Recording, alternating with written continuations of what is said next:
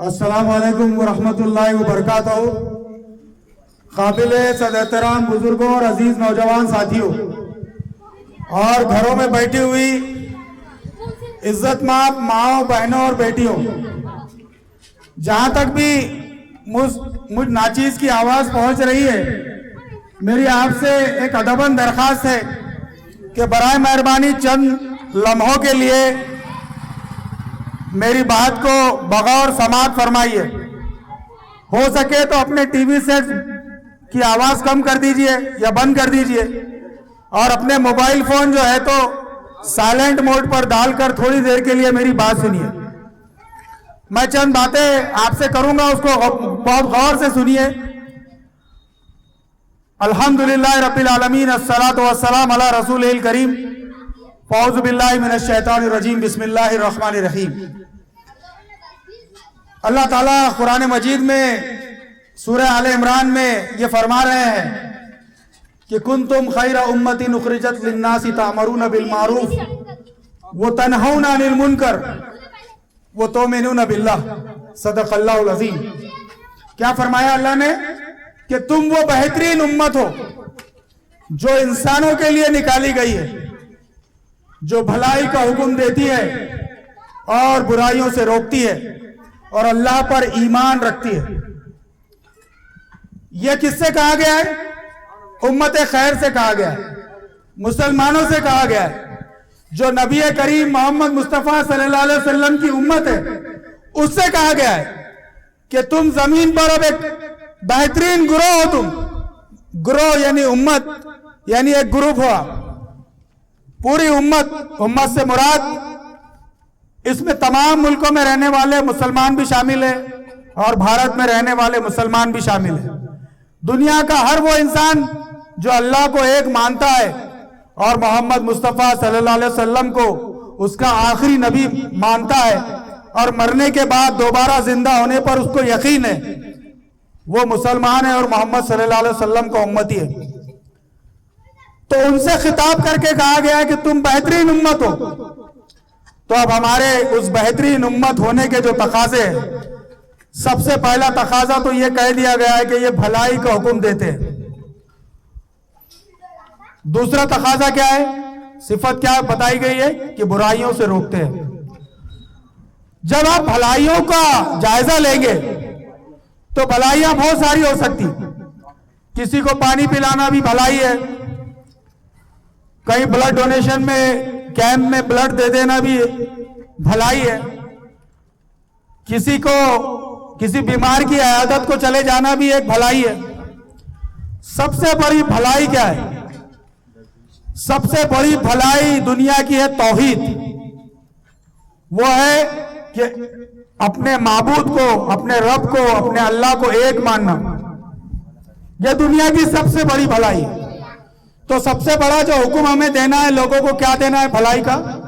वो ये देना है कि लोगों को बताना है कि बंदगी के लायक, इबादत के लायक सिर्फ अल्लाह ताला की जात, सिर्फ अल्लाह रब्बुल इज्जत।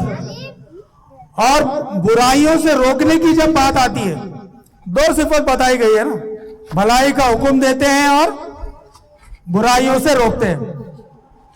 तो बुराई क्या है फिर? दुनिया में बुराई जुआ भी हो सकती, शराब भी हो सकती, जिना भी हो सकता, सूद खाना भी बुराई हो सकती।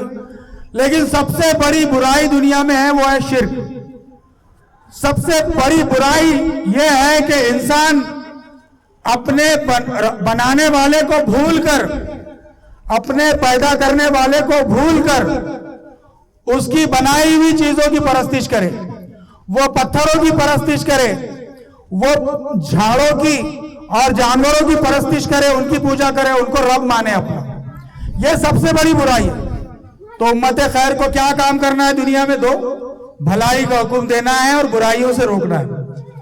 तो अब सिर्फ ये काम नहीं, ये काम तो करना ही है कि भाई हमको एक अल्लाह की तरफ बुलाना है और उनको झूठे खुदाओं से रोकना है, बताना है, समझाना है हिकमत के साथ। उसके साथ साथ आपको जो है, जब आप ये काम करेंगे तो जाहिर सी बात है कि आपको भी अल्लाह की पूरी पूरी बंदगी करनी होगी। पूरी पूरी बंदगी करनी होगी, वरना आप लोगों को तो ये कहे कि साहब एक अल्लाह की बंदगी करो और आपके शादी बारात में आप दूसरों के रिवाज पे अमल करें।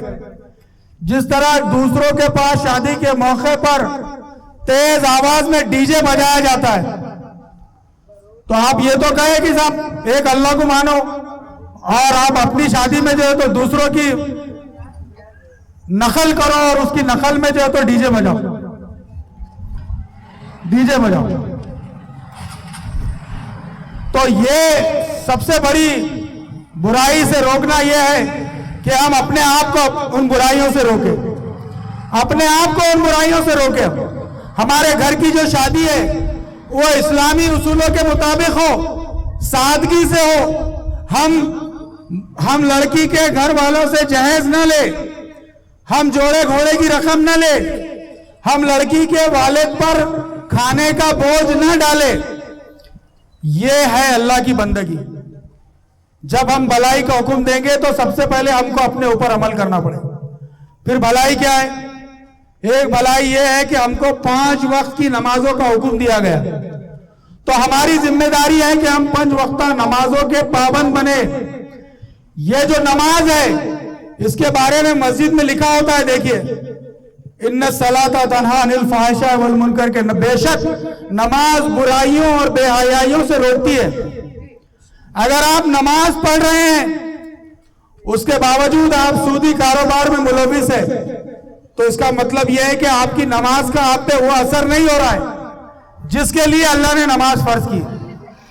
अगर आप नमाज पढ़ रहे हैं और झूठ बोल रहे हैं, अगर आप नमाज पढ़ रहे हैं और वादा खिलाफी कर रहे हैं, अगर आप नमाज पढ़ रहे हैं और नाप तोल में कमी कर रहे हैं, तो इसका यह मतलब है कि जो अल्लाह ने कहा कि नमाज बुराइयों और बेहयाइयों से रोकती है, तो अल्लाह की बात तो अपनी जगह सच्ची है, लेकिन आपकी नमाज में वो असर नहीं हो रहा। आपकी नमाज में वो असर नहीं हो रहा कि आप नमाज पढ़ने के बावजूद जो है तो आपके अंदर से वो बुराइयां नहीं जा रही। तो आपको अपनी नमाजों का जायजा लेना हो। फिर कहा गया है कि या अय्युहल्लज़ीना आमनू कुतिबा अलैकुमुस सियाम। अभी रमजान गुजरे, आपने मस्जिदों में सुना कि भैया ऐ लोगो, ऐ ईमान वालों, तुम पर हमने रोजे फर्ज किए। क्यों किए? लअल्लकुम तत्तखून, यानी ताकि तुम्हारे अंदर तकवा पैदा हो। ये मस्जिदों में सुना आपने, चंद 2 महीनों पहले सुना कि ताकि तुम में तकवा पैदा हो। अब आपने अगर 30 दिन रोजे रखे और बाकी के 11 महीनों में अगर आपकी जिंदगी में अगर वो रमजान की झलक नहीं दिखाई देती, क्या करता रोजा? रोजा आखिर करता क्या है? रोजा आपको 30 दिन तक एक ट्रेनिंग देता है, एक प्रशिक्षण देता है। उसमें आप 30 दिन तक लगातार वक्त पे उठते हैं। आप 4 बजे उठते हैं, आपको लाजिमन उठना होता है। लाजिमन 4 बजे खाना खाएंगे आप, सायरन होगा तो खाना और पानी बंद कर देंगे आप। फिर नमाजें पढ़ते हैं, फिर सूरज गुरूब होने तक आप कुछ खाते पीते नहीं है और अपनी दीगर जायज चीजों को भी आप पूरा नहीं करते। यानी उस दौरान आपको बहुत सारी जो जायज चीजें हैं उससे भी मना किया गया। छोटे बच्चे हैं, मैं इशारों में कह रहा हूं, तो आप सूर्योदय से लेके सूर्यास्त तक, यानी तुलुए आफ्ताब से लेके गुरूब आफ्ताब तक आप जो है तो एक लगे बंधे सिस्टम में होते हैं, नमाजें पढ़ते हैं, खाते पीते नहीं है। उसके बाद आप सायरन की आवाज पर एक साथ रोजा खोलते हैं, पानी पीते हैं, दुआ पढ़ते हैं, खजूर खाते हैं। फिर आप नमाज को जाते हैं, थोड़ी देर आने के बाद, खाना खाने के बाद या सुस्ताने के बाद, थोड़ी देर के बाद तरावी का टाइम हो जाता है। आप तरावी में जाते हैं, 20 रकात खड़े होते हैं, नमाज पढ़ते हैं। फिर थोड़ी देर नहीं हुई, थोड़ा सोते हैं आप, 2-3 घंटे के बाद फिर आपको आपकी बीवी अहलिया उठा देती है या सहरी उठाने वाले लोग खटका दे देते हैं। ये अमल कितने दिन तक चलता है? 30 दिन तक लगातार ये अमल चलता है और 30 दिन तक आप अपने नफसानी ख्वाहिशात पे कंट्रोल करने के अमल से गुजरते हैं, उस पर काबू पाने के अमल पे गुजरते हैं। अगर आपने प्रैक्टिस में तो खूब पसीना बहाया, आप 20-20 ओवर खेल रहे हैं प्रैक्टिस में क्या कर रहे हैं आप? 20-20 ओवर आप बॉलिंग डाल रहे, जो बॉलर है वो बॉलिंग डाल रहा, जो फील्डर है वो 20 ओवर तक खड़े रह रहा, बैट्समैन जो है तो कंटिन्यू नेट के अंदर कंटिन्यू खेल रहा। प्रैक्टिस में तो बहुत अच्छा खेला उन्होंने, जो रमजान थे वो प्रैक्टिस थी, जब मैच खेलने का टाइम है वो 11 महीनों का मैच है, बाकी के 11 महीनों में वो परफॉर्मेंस दिखना चाहिए जो आपका प्रैक्टिस के दौरान था। आप क्या बोलेंगे साहब, ये प्रैक्टिस में तो बहुत मारता छक्के और यहाँ पे जो है तो क्या है, इन्हें क्या कर दिया, पतला कर दिया, क्या बोलते हैं हम, पतला कर दिया। तो आपका जो परफॉर्मेंस है, जो रमजान में दिखाई देता है, जो प्रैक्टिस में दिखाई देता है, वो बाकी के 11 महीनों में भी आप नफ्स पे कंट्रोल करने वाले बने, डिसिप्लिन वाले बने, नज्म व जब्त के पाबंद बने। ये आपका रोजे से आपका मतलूब है, ये आपका मतलूबा रोजा है। फिर आप देखिए चंद दिनों में कुर्बानी आने वाली है, हमको हुक्म दिया गया है कि जो इस्तेताअत वाला है वो जो है तो कुर्बानी करे। हम बकरे खरीदते हैं, महल्ले में उसकी नुमाइश करते हैं, हम उसको रस्सी बांध के लेते हैं। जाहिर सी बात है कि उस जानवर की खिदमत करना, उसको खिलाना पिलाना, उससे मोहब्बत करना, ये कुर्बानी के तकाजों में से एक है। लेकिन नुमाइश करना, गरीब के बच्चों के सामने अपने बकरे को शान से लेके फिरना, वो बच्चा सोचता है कि अम्मी अपने घर में कुर्बानी नहीं हो रही, क्यों कर रहे भाई नुमाइश? आप नमाज बता के पढ़ के क्या लोग, उसकी नुमाइश नहीं करना है। आप अपनी जो है तो उससे अल्लाह ताला चाह रहा क्या कुर्बानी से? अल्लाह ये चाह रहा, अल्लाह फरमाता है कि तुम्हारा खून और गोश्त नहीं पहुंचता अल्लाह ताला को। क्या पहुंचता? तुम्हारी नीयत क्या थी, तुम में इखलास था क्या नहीं था। अल्लाह को आपका खून और गोश्त नहीं पहुंचता, अल्लाह को आपका तकवा पहुंचता है, आपका इखलास पहुंचता है। तो मेरे अजीज भाइयों, इस्लाम के बहुत सारे तकाजे हैं। मैंने अभी आपके सामने जो उम्मत खैर होने के तकाजे बताए हैं, सूरह आल इमरान की जो आयत नंबर 110 में कहा गया है, तो उसके बहुत सारे तकाजे हैं। उसमें से एक तकाजा तो ये भी है कि हम अपने वालिदैन की खिदमत करने वाले बन जाए, अपने वालिदैन की खिदमत करने वाले बनना है। हमको ये नहीं होना है कि वालिदैन आपसे तकाजा कर रहे हैं कि आवाज दे रही है वालदा कि साहब जाओ फलाना सामान लेके आप दुकान पे जाके, और आप अपने मोबाइल में बैठे हैं, टीवी पे बैठे हैं, चबूतरे पे बैठे हैं। आप अपनी वालदा को ये तकलीफ दे रहे हैं, आपके वालिद आपसे कुछ कह रहे हैं तो आप अपने मोबाइल में लगे हुए, आपका ध्यान भी नहीं जा रहा। तो ये अल्लाह ताला को सख्त नापसंद है। फिर ये कहा गया, मर्दों से ये कहा गया कि तुम में बेहतरीन वो है जो अपनी बीवी का ख्याल रखने वाला हो, बीवी के साथ हुस्न सुलूक करने वाला हो। आपकी इमेज आपके घर में ऐसी नहीं होनी चाहिए कि आप आए तो बच्चे दुबक रहे कोने में, बीवी भी जल्दी से सर पे पल्लू ले रही, दरवाजे बंद करके सब हटे। आप जब घर में दाखिल हो तो अपने बच्चों को सलाम करें, अपनी बीवी को सलाम करें, मुस्कुराकर घर में दाखिल होना चाहिए। आपकी इमेज ये नहीं रहना, बच्चे आपके खौफ से कभी वो नहीं होने वाले। अगर आप खौफ और डर के मारे उनको डरेंगे तो आपकी मौजूदगी में तो वो अटेंशन रहेंगे, आपकी मौजूदगी में वो बहुत अच्छे रहेंगे, सीधे रहेंगे, और अब्बा आगे सीधे रहोगे। लेकिन आपके जाने के बाद वो सीधे नहीं रहने वाले। तो जरूरत इस बात की है कि आप अपने बच्चों के दोस्त बने, आपके बीवी के दोस्त बने, अपने घर वालों से मोहब्बत के साथ, खुलूस के साथ मिले, बीवी की जायज जरूरतों का ख्याल रखना, उसके अजीज और रिश्तेदारों से उसको मिलने देना, उसको वक्त वक्त से उसके घर वालों के पास भेजना, ये सब उसने सुलूक है बीवी के साथ। शादी करके लाने के बाद ऐसा नहीं होता कि वो उसके माँ बाप से टूट गई, फितरी तौर पे उसके माँ बाप से उसकी मोहब्बत होती है। आप कोई उसूल नहीं बनेंगे कि आप फलाने महीने के अंदर 2 दिन के लिए जाना, 3 दिन के लिए। अरे भाई उसके माँ बाप की उसको याद आई तो आपका काम है खुद बोलना कि चल भाई तेरे अब्बा से देखो मिला के ला। और बीवियों का ये भी काम है कि ऐसा नहीं कि साल के 12 महीने अम्मी के पास बैठे, डिलीवरी को गए तो 7वें महीने से लेके चले गए तो फिर चिल्ले के 2 महीने के बाद भेज रहे, नहीं यार डॉक्टर ने रेस्ट का बोली। बीवियों का भी काम यह है कि अपने शौहर की खुशी में अपनी खुशी को तलाश करें, बीवियों का भी यह काम है। बच्चों का काम यह है कि वालिदैन की खिदमत करना, शौहर का काम यह है कि बीवी की दिलजोई करना, औलाद की हैसियत से आपका काम यह है कि वालिदैन का पूरा ख्याल रखना। अब यहाँ पे एक थोड़ा सा मसला आ जाता, जो शादीशुदा मर्द होते हैं, वो माँ कुछ कह रही, बीवी कुछ कह रही, तो उनके अंदर वो पिस जाते हैं। यहां पे याद रखिए कि आपको बहुत बैलेंस चलना है, बहुत बैलेंस चलना है। वालदा का दर्जा कभी भी किसी से बड़ा नहीं हो सकता, क्योंकि वो माँ जब आपको पैदा करती है तो उसकी जो तकलीफ है, उसका जो सिला है, आप कयामत तक अदा नहीं कर सकते आप। तो माँ अगर अपने बुढ़ापे की वजह से आपको ये महसूस होता है कि भाई माँ की तरफ से कुछ ज्यादती हो रही है, तो आप माँ को कुछ नहीं बोलेंगे आप, क्योंकि आप कितना ही पटक लो, सर पटक लो, वो नहीं समझी, क्योंकि वो इस उम्र में पहुंच चुकी है कि उसको ये लगता है कि मैं सही हूं, मैंने पूरी जिंदगी देखी, मैंने इनकी शादियां करी। तो आप कितना बोलेंगे तो सुनेंगे नहीं, आपको उसको जी हुजूरी करना है और उसकी खिदमत करना है, और वो जैसे कहती है वैसे करना है।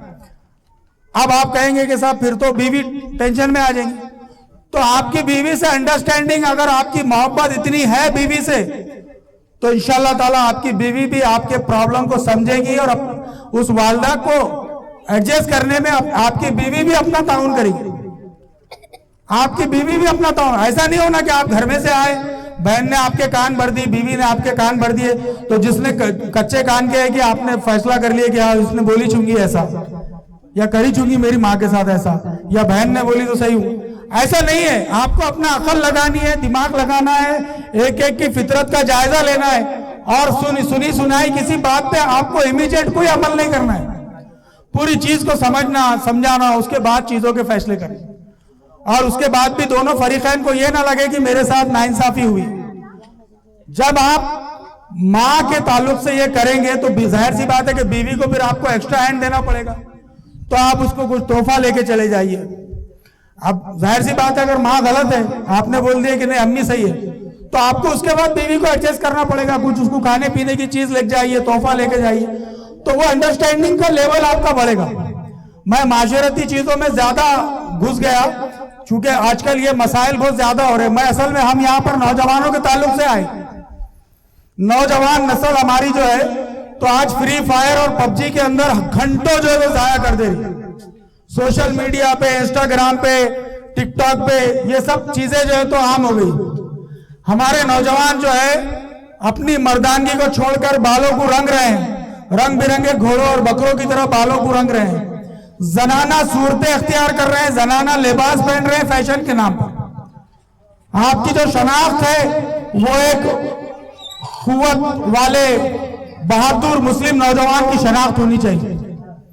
आपकी शनाख्त एक छिचोरे बकरे की मानिंद नहीं होनी चाहिए। मैं नौजवानों से कह रहा हूं, आपको ये देखना है कि मैं कितना संजीदा हूं। अगर हम चबूतरों पे बैठे, रोड पे बैठे, गार्डन में जाए, बस स्टैंड पे जाए, तो आपकी निगाहें नीचे होनी चाहिए। जो खवातीन माए बहनें गुजरती है तो उनको महसूस हो कि हाँ ये टोपी वाला मुझको, मेरे को देखने के बाद निगाहें नीची कर लेता है, हाँ ये दाढ़ी वाला नौजवान मुझको देखने के बाद निगाहें नीची कर लेता है। ये मैसेज आपके अमल से जाना चाहिए दीगर कौमों को भी, और खुद अपनी मिल्लत की माओ बहनों को भी ये मैसेज जाना चाहिए कि हम जो है तो आंखों को नीची करने वाले, हम जो है तो ताड़ने वाले लोग ताड़ू नहीं हम। ये मैसेज आपको आपके अमल से देना होगा। आपको अपने वक्त को कीमती औकात में लगाना होगा। आप अगर 10वीं पास है तो आप 12वीं का एग्जाम दीजिए। अगर आपने 7वीं 8वीं में अगर तालीम छोड़ दी है तो आप ट्यूशन लगाइए और 17 नंबर से 10वीं का एग्जाम दीजिए। अगर आपने 12वीं पढ़ के छोड़ दिया है तो आप ग्रेजुएशन की जो तो कोशिश कीजिए कि साहब मैं किसी तरह बीए कर लूं, बीएससी कर लूं, गैप सर्टिफिकेट निकालिए। तालीम जो है तो आपकी जिंदगी में बहुत बुलंदी लाती है। तालीम याफ्ता नौजवान जो है तो मजबूर और मोहताज नहीं रहता दूसरों के सामने, वो चीजों को समझता है। पढ़ा लिखा नौजवान सोशल नेटवर्क पे आने वाली खबर को पहचान सकता है कि ये झूठी है या सच्ची है। वो तालीम उसके अंदर ये शऊर बेदार करती है। आज बदकिस्मती से हमारे मुल्क में तालीम का निजीकरण होने की वजह से और तालीम को एक धंधा बनाने की वजह से कई लोग जो है तो तालीम से महरूम हैं, और वो व्हाट्सएप यूनिवर्सिटी के जो बहादुर हैं वो झूठी खबरों को सही समझ लेते हैं।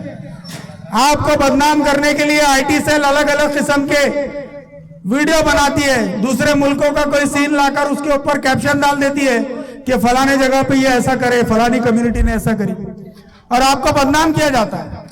तो जब आप पढ़े लिखे होंगे तो दूसरों को भी आप पढ़ाएंगे, लिखाएंगे, समझेंगे तालीम की अहमियत। ये चंद बातें हैं। मैं आपसे सिर्फ एक छोटा सा ऐलान करके आपकी विदा चाहता हूं। वो ऐलान यह है कि कल मुजफ्फरनगर की बिलाल मस्जिद के बाजू कल रात में 9:15 बजे एक अहम इज्तिमा होने जा रहा है। यूथ विंग की जानिब से यह इज्तिमा होने जा रहा है और इस महल्ले के चंद नौजवानों ने इस प्रोग्राम को लेने का फैसला किया है। बिलाल मस्जिद के बाजू जो गली नंबर 2 है उसमें यह प्रोग्राम रखा गया है कल रात में 9:15 बजे। मेरी आपसे गुजारिश यह है कि जितने लोगों ने यहाँ पर इस कॉर्नर मीटिंग को समाअत फरमाया वो भी, और जो मिल्लत की माए बहनें अगर उनको मेरी बात समझ में आई हो तो वो भी अपने नौजवान बच्चों को कल 9:15 बजे भेजने की कोशिश करें। बिलाल मस्जिद के बाजू गली नंबर 2 में मुझसे बेहतर अंदाज में, मुझसे कई दर्जे अच्छे अंदाज में कल हमारे जो जिम्मेदार आएंगे तो वो आपको और बहुत सारी बातें बताएंगे। आपको अपनी जिंदगी में क्या करना है, आगे किस तरह अपनी जिंदगी को चलाना है, ये सब बातें बताएंगे। जरूरत इस बात की है कि हम कहने सुनने से ज्यादा हम खुद अमल की तौफीक जो है तो हमको अल्लाह नसीब करे। मैं अल्लाह से दुआ करता हूँ कि अल्लाह ताला सबसे पहले मुझे और फिर आप तमाम को कहने सुनने से ज्यादा अमल की तौफीक अता फरमाए। आमीन व आखिर दावाना अनिल हम्दुलिल्लाहि रब्बिल आलमीन। जज़ाकल्लाह।